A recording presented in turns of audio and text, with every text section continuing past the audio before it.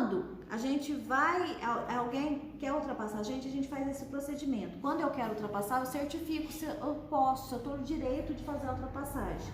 Verificando se quem está atrás já não começou, para a gente não colidir os dois lateralmente. Se quem está na minha frente já não começou, porque a ultrapassagem segura é um veículo por vez, certo? Deixa eu ver aqui. Rafa, quando a rodovia não tem acostamento, como é que faz para convergir? Procura um retorno. Vai aparecer lá na prova. Em vias desprovidas de acostamento. Não tem. Aí você tem que seguir a viagem e achar um local apropriado. Seria o quê? Uma área de retorno ou um trevo. Você segue viagem, procura um local apropriado. Lá na prova vai estar como local ou lugares apropriados. Certo? Vai lá, volta sim. Amanhã cedo. Amanhã você vem cedinho. Vem ajudar eu cedo. Vem, pode deixar. Eu gosto de limpar. Então aí depois você só observa esse daqui, acho que você já viu a matéria Já, várias esse já vezes. vi também. E aí você faz os exercícios lá. Tá, Tá bom? vou fazer isso. Tchau, Então tá bom, até amanhã. Não esquece de deixar o aluno na frente. Tá. Aonde é proibido ultrapassar? Tá na página 77. Onde é proibido ultrapassar? Tá no número 6 aí. Em vias de mão dupla ou pista única. Então, onde que é proibido? Curvas, aclives acentuados ou declive acentuado, onde não tem visibilidade, faixa contínua, passagem de nível, pontes, viadutos, travessias de pedestre. O que é passagem de nível? O que é uma passagem de nível? É o cruzamento de uma via térrea com uma férrea. Então, nesses locais é impróprios a ultrapassagem. Por que eu não posso ultrapassar no aclive, no declive, nas curvas? Porque não tem visibilidade. Se a faixa é contínua, tem algum motivo que está atrapalhando ali. E o povo não respeita. Ultrapassar em faixas contínuas são infrações de natureza gravíssima. Beleza. Agora, nas pontes, só é possível ultrapassagem quando existe sinalização. Então, a sinalização, ela vem acima da regra. Você está no lugar que está permitindo, permite. Ah, mas lá no livrinho está falando que não pode ultrapassar na ponte. Mas se lá está permitido, permite, certo? Nas interseções, então no cruzamento é proibido ultrapassagem. E ultrapassar o ciclista, a gente deve manter a distância, que é a distância de 1,5 m. Beleza. Página 77, no meio do livro a gente vai ver sobre a parada e estacionamento e a diferença desses dois termos. Parada é para quem? Para o passageiro. Para quê? Para embarque e desembarque. O embarque e desembarque é sempre feito pelo lado da calçada, exceto quem? Motorista. O motorista. Mas o motorista pode abrir a porta do veículo sem tomar cuidado? Não, porque ele pode causar um acidente. Mas lembra que a parada é para o passageiro para embarque e desembarque. Tem um tempo pré-determinado por lei? Não, é o necessário. Para quê? Para entrar ou sair do veículo. Então, eu imobilizo meu veículo aqui em frente à autoescola. A Gabi desce, eu vou embora. Eu fiz uma Parada. Desceu só a Gabi do meu veículo. Quanto tempo que ela gasta? 1 minuto? 1 segundo? 10? Não sei quanto tempo desce. Se ela desceu sozinha, se ela tem mala, então não tem tempo pré-determinado. Mas se o meu veículo estivesse cheio com todos vocês, ia demorar só alguns segundos? Não. Então aí... Se eu desço, pego alguma coisa e volto, ainda parado? Aí não, porque o tempo foi superior ao necessário para embarque e desembarque. Aí a gente já chama de estacionamento. Com Deus também. Outra coisa. A parada. Parou um veículo coletivo. Vai estar lá no meio, 11 horas da manhã, lotadinho de criança. Vai demorar só uns minutinhos? Não. Desce um tantão, sobe mais um tanto. Mas ainda assim é parado. Isso é parado. Porque o tempo foi o suficiente ou necessário para descerem e subirem. Certo? Agora, por exemplo, imobilizei o meu veículo aqui em frente à autoescola. A Gabi entrou, pagou a prestação, marcou a aula, tomou café, foi no banheiro. Aí eu fiz um estacionamento. Certinho. Toda vez que não tem embarque e desembarque, ou embarque e desembarque tempo superior, e carga e descarga, a gente chama de estacionamento. Eu posso parar de frente de uma garagem? Não. Posso. Só não pode estacionar. Parar eu posso, eu não posso Estacionar. Eu posso parar sobre bueiros ou boca de lobo? Parar, posso. Eu não posso estacionar. Então, eu não posso estacionar onde é proibido. Só quando tiver aquela placa proibido parar e estacionar. Isso, aí não adianta nem ligar o pisca-alerta, porque ali é proibido qualquer um dos dois, parar e estacionar. Eu posso estacionar em frente à minha garagem, a garagem da minha casa? Não. Não. O agente de trânsito vai saber que aquela casa é minha, que aquele carro é meu? Não. Nem aqui em Machado, que é pequeno, não sabe todos, certo? Então, imagina numa grande cidade. Então, aí a regra é para todos. Geralmente, estacionamentos errados são infrações de natureza grave. Geralmente. Então, aí a gente já falou um pouquinho, na hora que a gente estava falando das infrações e penalidades, vamos recordar. Estacionar o veículo afastado do meio-fio, 50 centímetros a 1 metro, é infração de natureza leve. A mais de 1 metro, ela é grave. Estacionar lá no meio da rodovia, é gravíssima. Estacionar em calçadas rebaixadas, ela é grave. Estacionar na frente de garagem, grave. Geralmente os estacionamentos errados são infrações de natureza grave. Tem alguma coisa que fala sobre estacionar em campo de pedestres? Então, nesses lugares é impróprio para fazer estacionamento, porque essa pessoa vai andar ali e não tem jeito. Mas aí tem algum outro? É infração de natureza grave. O estacionamento, por exemplo, aqui próximo à autoescola, é sempre um veículo na frente ao outro, junto ao meio-fio. O que é isso junto ao meio-fio? Onde a roda dianteira e traseira encosta no meio-fio. Agora, o estacionamento, como é feito lá na praça, é na perpendicular ou em ângulo. E como que chama o estacionamento das motocicletas? Perpendicular. O que é isso? Ela vai encostar só uma roda lá no meio-fio, o restante do veículo está virado para o lado da rua, tá? Na classificação das vias, essa matéria aí é muito importante, vocês têm que memorizar, porque usa essa velocidade não só aqui em normas de circulação, tá na página 79. Essa velocidade também é cobrado quando a gente vai ver as infrações, penalidades, excesso de velocidade e também quando a gente vai fazer mais o quê? Sinalização do local de um acidente. A gente usa a velocidade das vias. Então, vamos lá. Como se classificam as vias? Como se classificam as vias? Urbanas e rurais. Urbanas e rurais. Se falar como se classificam as vias públicas? Urbanas e rurais. Como se classificam as vias abertas à circulação? Urbanas e rurais. Coloca mais palavra para confundir. Então, se falou de classificação das vias, ela se divide em duas, em vias urbanas e rurais. Quando eu falo em vias urbanas, tudo aqui dentro da cidade, perímetro urbano. Nós temos 4 tipos de vias urbanas. Quais são elas? Trânsito rápido, via arterial, via coletora e via local. Muito bem, então vamos lá. Via de trânsito rápido, via arterial, via coletora e via local. Cada uma delas tem uma característica. A via de trânsito rápido é uma via que tem acesso livre. Ela não tem interseções, ela não tem acesso a lote lindeiro, ela não tem travessias de pedestre. Essa via tem uma velocidade máxima de 80 km por hora e a mínima 40. Que eu achava que tem uma via de trânsito rápido? Não. Isso daí é uma marginal Tietê da vida. A doutora Cristiano é, não é? Não, Não, porque na pontinha tem a Jacutinga. não é. Elas não são. Aqui em Machado não tem nenhuma. Essa via é mais ou menos assim parecida. Parecida não, é uma via tipo marginal Tietê, certo? É uma marginal Tietê da vida. Tem do lado marginal Tietê, vem o rio Tietê, do outro lado a marginal Pinheiros, certo?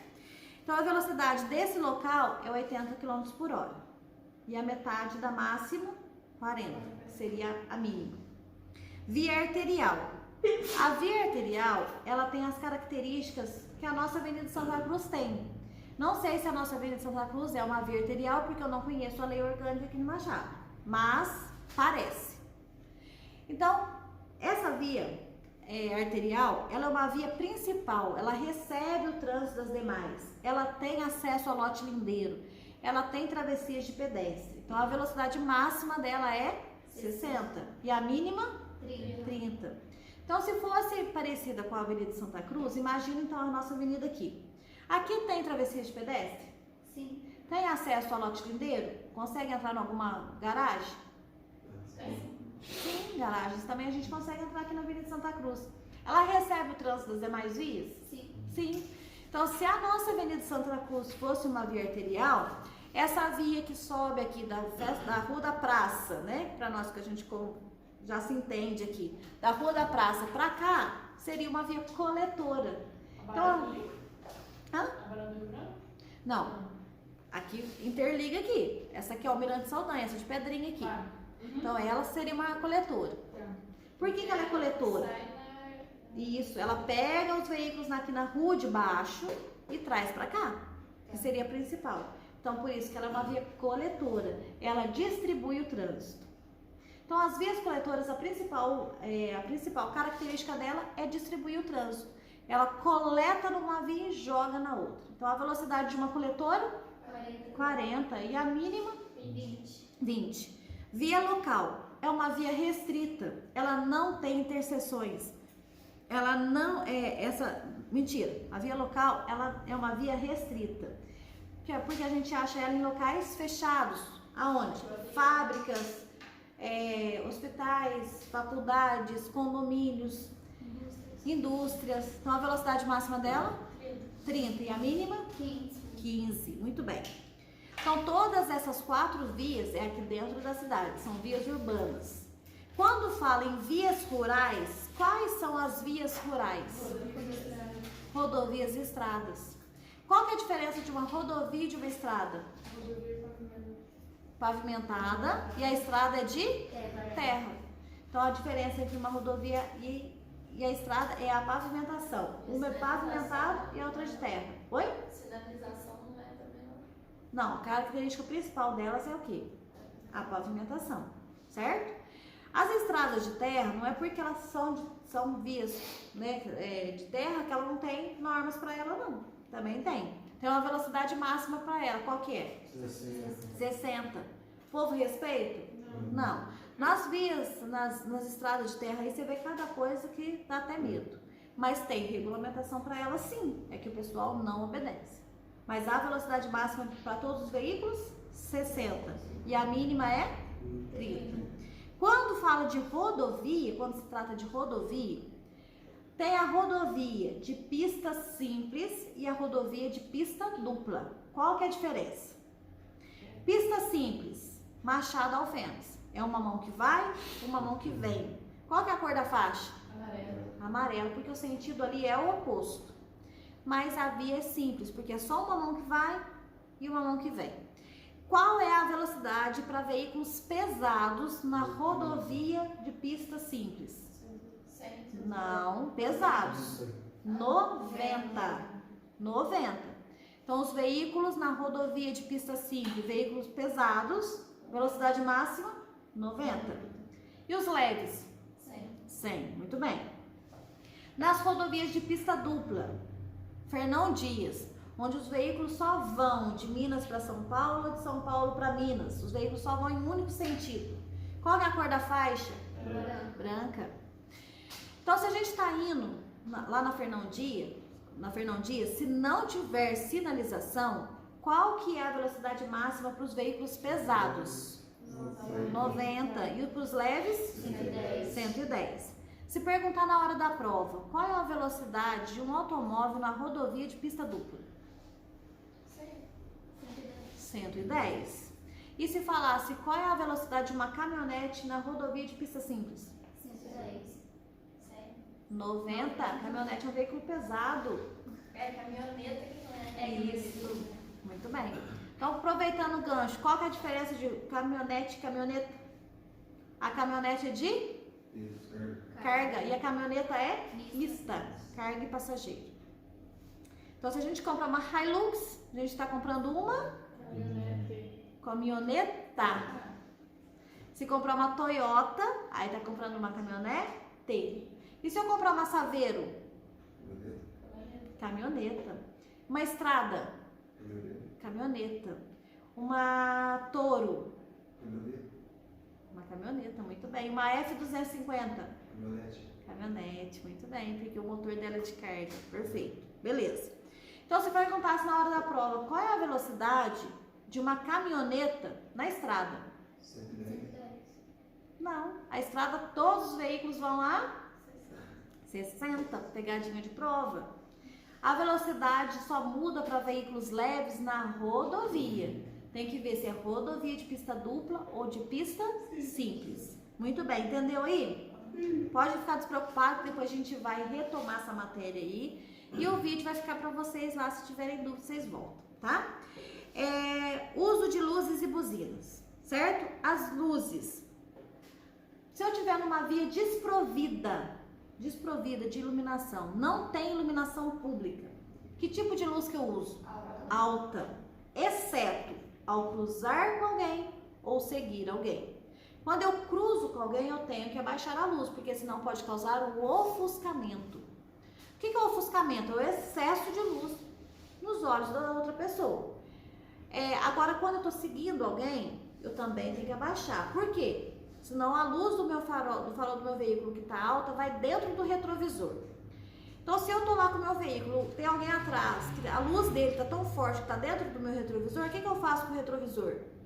Regulo, ajusto, para evitar, né, ser prejudicado pelo excesso de luz. Alguém cruzou comigo e deu aquela luz alta nos meus olhos que causou ofuscamento. Eu vou perder a minha visão momentaneamente. Então, por onde que eu devo me orientar? Pelo acostamento ou pela faixa da direita. Se eu ficar lá com o olhão na luz, aí eu vou ficar mais cega ainda. Então eu desvio e olho para a faixa da direita ou pelo acostamento. Por isso que a gente tem que diminuir a luz para não prejudicar o outro condutor. Agora, se falar assim, ó, tem iluminação pública, a luz é baixa. Dentro de túneis, passagem subterrânea, baixa. Com chuva, neblina, cerração, baixa. Fumaça na via, baixa. É tudo baixa. Só usa a luz alta quando não tiver iluminação pública. E à noite? À noite também? Mesma coisa. Aí você usa a luz alta. Vai cruzar com alguém, você abaixa. Agora, essa troca de luz alta e baixa só pode fazer esse procedimento para avisar perigo à frente ou intenção de ultrapassagem. Da luz alta e baixa, mostrando que tem blitz na via, é infração de trânsito. E é um procedimento que, você for pensar, não deve ser feito. Porque se você está andando certo, você está com o documento certo, documentou o veículo certo, o que se espera do próximo? Que ele também esteja certo. E você pode estar, infelizmente, avisando uma pessoa mal intencionada. Imagina que você avisa um ladrão. Ele roubou o único veículo que a pessoa tem para trabalhar. Tá certo avisar essa pessoa? Ela vai e entra em uma estrada, nunca mais você vê essa pessoa. Tá sequestrando alguém, a gente deve avisar? Se você tá cruzando com alguém, você não tá cruzando com algum coitado, não, você nem sabe quem que é a pessoa. Ah, tadinho, vou avisar. Vai que você avisa bem a pessoa mal intencionada. Então não faça isso não. Agora, pisca-alerta. Durante o dia. Que veículo que deve permanecer com a luz acesa? Motocicleta? Só as motocicletas e similares. Nem nas estradas, no carro não? Porque veículos pequenos devem ser vistos. Então deve manter a luz acesa. E vimos? O carro em rodovias e estradas também não? Obrigatoriedade não. Antigamente era, hoje em dia não é mais, certo? Agora, por exemplo, eu tô num túnel ou numa passagem subterrânea. Que tipo de luz que a gente usa ali dentro? Baixa. Nesse túnel passa vários tipos de veículos, todos eles estão com a luz. Também? Mesmo assim, dentro de túneis, luz baixa. Dentro desse túnel tem vários tipos de veículo. Que tipo de veículo deve permanecer com a luz baixa ao sair do túnel? A motocicletas e similares. Aí eles devem permanecer com a luz baixa acesa, certo? Mas tipo assim, se eu estiver trafegando ou em rodovias e estradas durante o dia com a motocicleta, fará apagar. Se a gente parar, tem multa não? Sim, só que eu não sei te falar que multa certinho não. Mas é infração sim, tá? Deixa eu ver outra coisa. Luzes de posição deve ser acesa também, principalmente em casos do quê? Luzes de posição deve ser mantida à noite, em operações de carga, embarque e desembarque, carga e descarga, e também quando tem chuva, neblina e cerração, a gente deve manter a luz de posição acesa. As luzes de posição não clareiam nada para nós que está dentro do veículo, mas ela mostra, né, como ela é de posição, ela clareia para quem está atrás.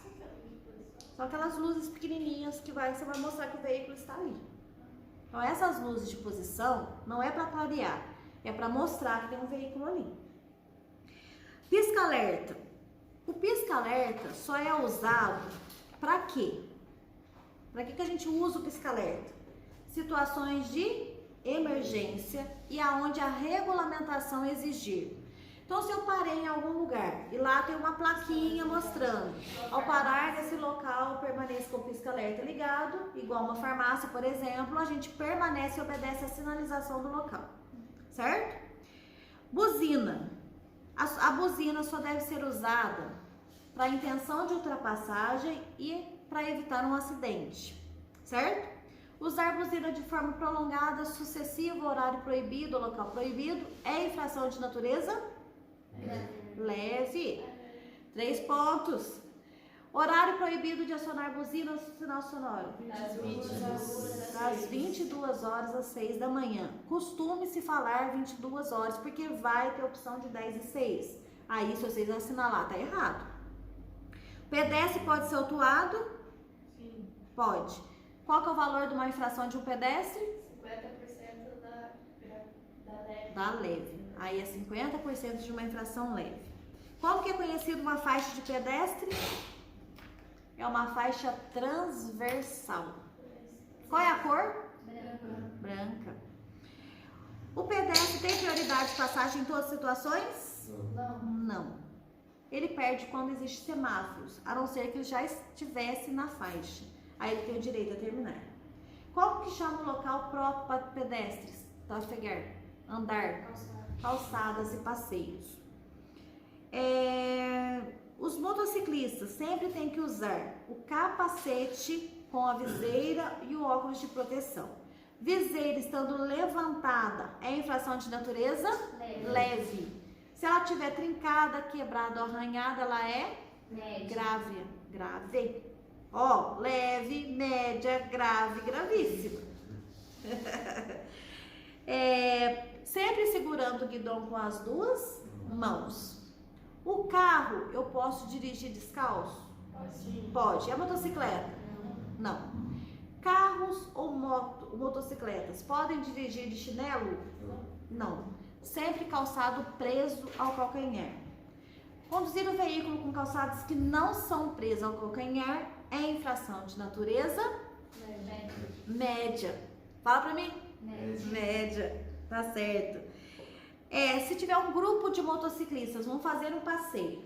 Tem um tanto. Eles podem espalhar no meio da via? Não. Eles têm que andar em fila indiana, um atrás do outro, mantendo o farol aceso durante o dia e durante a noite. Transportar menor na garupa, menor de 10 anos. É que tipo de infração? Gravíssimo. Muito bem. Deixa eu ver. Tem uma pergunta que caiu na prova, que o pessoal ficou na dúvida por conta dessa matéria que está em azul aí na página 82. Falando sobre o ciclomotor. O ciclomotor é os veículos de 2 ou 3 rodas que tem 50 cilindradas e eles fazem 50 km por hora. Lembra que eu falei que na prova pergunta onde o ciclomotor não pode trafegar? Vias de trânsito rápido. Que lugares? Trânsito rápido e rodovias. Mas aí está perguntando, se uma via comportar 2 ou mais faixas de trânsito, o da direita for destinado ao uso exclusivo de outro tipo de veículo, aonde os ciclomotores deverão circular? Na faixa adjacente à direita. O que é adjacente? Do lado mais próximo da direita. Essa palavra adjacente. E caiu na prova, o pessoal ficou na dúvida aí. Então, se está numa pista de trânsito com 2 ou mais faixas, e essa faixa for exclusiva de um determinado veículo, o ciclomotor vai ficar na faixa adjacente. Perpendicular É reto. reto. Perpendicular. Adjacente do lado. Adjacente é mais próximo da direita, do lado, pertinho. Pertinho, igual as meninas falam, né? Página 83, no topo do livro, tá falando sobre um veículo que são os autopropelidos. Esses autopropelidos são os veículos de mobilidade individual, são os patinetes. Ele caiu na primeira prova do ano e o pessoal não sabia do que estava falando, mas estava no livro, por isso que a gente tem que usar tudo. Livro, simulado, provinha aqui, vídeo, agrega tudo, porque pode cair qualquer matéria, certo? Então, um autopropelido é um veículo de mobilidade individual. Eles podem trafegar nas calçadas, ciclovias e ciclofaixa. Então, lá tá falando aonde que um autopropelido pode trafegar? Calçadas, ciclovias, ciclofaixas ou todas as opções? Todas. Certo? Mas aí o pessoal não sabia o que era o autopropelido, aí não sabia onde que ele trafegava. Ciclovia é calçada pintada de vermelho, ciclofaixa é na via. Na ciclovia e na ciclofaixa, um autopropelido ele pode atingir a velocidade máxima de 20 km por hora. Na calçada, 6. Beleza. As bicicletas. Falando nelas, qual é a tração de uma bicicleta? Propulsão humana. Qual que é a espécie dela? Ela é um veículo de passageiro. Muito bem. De que lado ela trafega na via? Direita. Muito bem. Como que chama o local próprio para bicicletas? Ciclovias ou ciclofaixas? Agora, se falar do estacionamento de bicicletas, aí é o bicicletário. Muito bem. Veículos de tração animal. Quem autoriza o tráfego deles? Da carroça, charrete ou carro de boi? Prefeitura ou município? A prefeitura, ela faz parte de qual órgão do Sistema Nacional de Trânsito? Órgãos normativos, executivos, fiscalizadores ou recursal? Executivo, muito bem. Belezinha, essa é toda a nossa matéria de normas de circulação, é a matéria que tem os gráficos e é uma das matérias mais gostosas que tem no nosso curso todo, pelo menos é a que eu mais gosto. Hoje a gente viu aí mais sobre os termos que a gente usa nas normas de circulação. Depois eu vou fazer um videozinho, vou tentar fazer um videozinho com os gráficos, com vários modelos de gráfico, mostrando para vocês como é feito também o sentido anti-horário do relógio. Mas de primeira a gente já tem esse vídeo aí para vocês verem a maior parte dos termos. A gente foi vendo página por página. Releiam, assistam o vídeo de novo e qualquer dúvida que tiver, faça um asterisco e traga. Qualquer coisa, a gente retoma a matéria, a gente vai fazendo, vai ter alguns simulados que vocês vão ficar na dúvida. Então use isso daí e traga para nós. Quanto mais perguntas vocês tiverem, melhor para nós, a gente vai fazer um vídeo mais completo ainda, tá bom? Então eu agradeço a participação de vocês, ajuda aí para fazer o vídeo e revejam esse vídeo lá no canal do YouTube, da Autoescola Machado, tá? Certinho? Então essa matéria aí, ela é a última matéria do nosso módulo de legislação, acabou aí na página 86, porque tem alguns modelinhos de gráficos aí mostrando quando é prioridade e preferência. E aí depois na próxima aula a gente vai ver sobre os gráficos, as fotinhas mesmo, tá? Então muito obrigado para todos.